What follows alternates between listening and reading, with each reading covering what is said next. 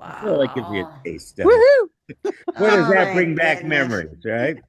Really, Yeah. absolutely. And that song, you were mentioning kind of social commentary. I mean, it was like there were a lot of things going on back then, and this song is like a unifying Right.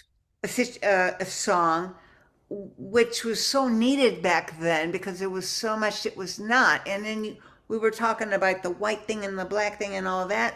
This song uh, unifies, in my opinion, and so many things. And then musically, how the horn section, everything just uh, grabs you, like you were saying. You had to grab the audience and keep the audience. It does exactly that. I mean, from the beginning to the end, it's just I almost I don't know. I almost like this song. It's hard to say I like this song better than that song, but to hear this again, what it brought back other memories too. And I think that socially,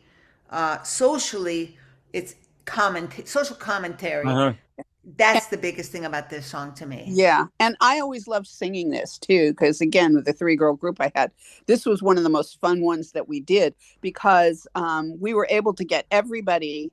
It's like we would call out the cities and you'd hear, woo, from somebody in one corner. And we'd call out, it's like there's New York, first there's Chicago, and then you've got Yeah, New Orleans and such. And every time, every city that was mentioned, there would be somebody in the audience that would give a shout out to their city. And by the time you got, you know, maybe 12 bars into the song, everybody would be up and dancing and interacting with each other on the dance floor. And that was so, oh, cool, you're from New Orleans, so am I, and it was that unifying thing and such that it was so much fun to watch the audience members in a club when where they would go onto the dance floor if we were doing it in a club situation, and to see how by the end of the song you saw a bunch of people who didn't know each other chit-chatting as they were going back to their respective tables and sometimes asking the other people to come join them. and yeah, and yeah. that's what, when you say social commentary, this was a social commentary experience and Mhm. uh interaction that only music can bring us And to. that's one of the best functions of pop music. Just like go a sporting event. You get everybody all rooting for the same team and they become instant friends. Yeah, and it's so funny because when you mentioned the sports, my husband and I were at a Dodger game with some friends who were not big sports fans and didn't really understand the game that well. But all of a sudden, at one point, somebody started the wave. And to real sports fans, it's like, oh, please, can you stop that? Come on.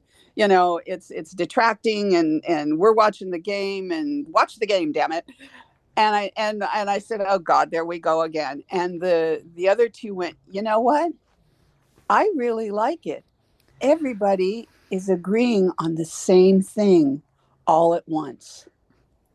And I had The never thought of it in that way. And so David, your comment about the sports, it translates. It really does. Well, this is one reason why I want to get what we're doing, like this particular and other of our evaluations here online. I want to get more people to see it. I would love to see a resurgence of pop music doing this type of thing, making universal, appealing, and unifying. Boy, do we need unification now more than ever. Yeah, and I would be remiss if I didn't say how much I enjoyed Bowie and Mick doing a remake of this. Oh, They, yeah, this has it been was a so cool. hit. Others have done. Did the Stones record this? I don't know. Mick Jagger and David Bowie did a version of it. Yeah, that's it. That's I remember Mick Jagger singing, Yeah. and that's glad you reinforced. I didn't have time to look that up, but Am I allowed to read something that? See, I was wondering. of course Okay, you're this. allowed. Well, this doesn't sound. At first, I thought, is this Holland Dozier Holland? And I felt like it wasn't, but I didn't know, so I quickly Googled it while we were watching. So Yeah. then, when Google came up, this is from the Library of Congress. So that it said.